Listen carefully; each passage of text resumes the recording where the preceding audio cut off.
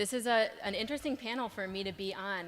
I was asked by Liz Theo-Harris, we know each other through several years of working together to launch a program called the Community Organizing Residency.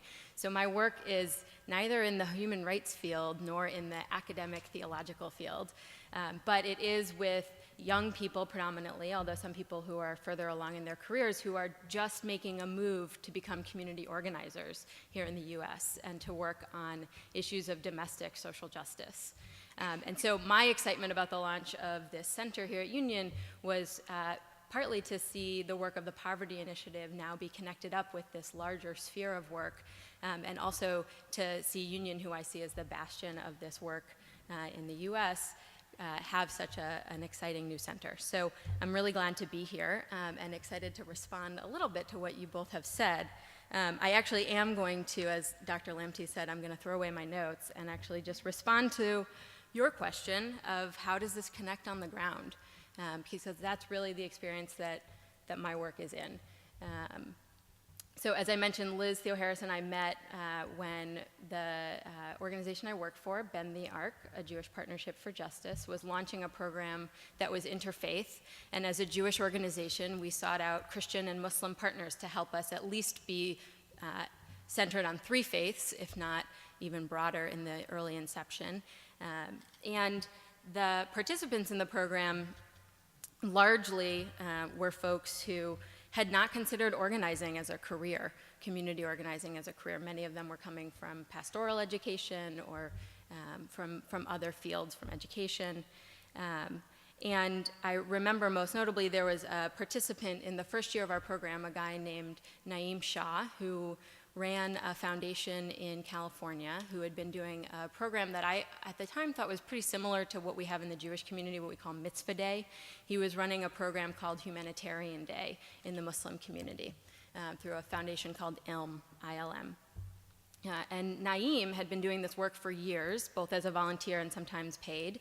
And he decided to make the move to community organizing because he felt he needed training on how to actually be effective in making the changes he wanted to see in his community in South LA and in the Muslim community, and as an African-American Muslim in the African-American Muslim community in LA. And what Naeem ended up doing actually was organizing in synagogues. And so Naeem spent his day mostly meeting with rabbis and lay leaders from a really large Reform synagogue in Los Angeles. And he ended up being interviewed because of this work, because it was just so interesting that this African-American Muslim man was organizing synagogues. And what Naeem said has really stuck with me, which is that he has done more organizing in synagogues on local social justice issues in Los Angeles, like housing and foreclosure, than he did at ILM to fight Islamophobia. And I think that's what really, for me, has grounded the work that I've been doing. And at Bend the Arc, it's been really important to make the shift that, I guess, two major shifts in how the Jewish community engages on social justice issues. One is away from being seen as a community that only works on one issue. Most people probably seeing that there was a Jewish panelist on this particular panel thought that I would be talking about Israel. We actually don't talk about Israel, and I won't talk about Israel. And the Jewish community typically is seen as taking action on that one issue. Every time we go to meet with legislators, they send us their foreign policy person, they send us their Middle East person. And so part of the paradigm shift that we're trying to make is actually to say Jews care about the domestic social justice issues that are impacting our lives and the lives of our community members in the United States. And then the second important shift that I've seen, and I saw that Jennifer Butler is in the back here, so she knows our rabbi in residence, Jason Kimmelman-Block, who was recently arrested with senators and leaders of the immigrant rights movement and immigrants in DC during a major protest. And Jason was interviewed by somebody from Telemundo, and the interviewer said to him, "I didn't know Jews even cared about immigration." And that was not the only he was not the only person who said that to Jason during that day.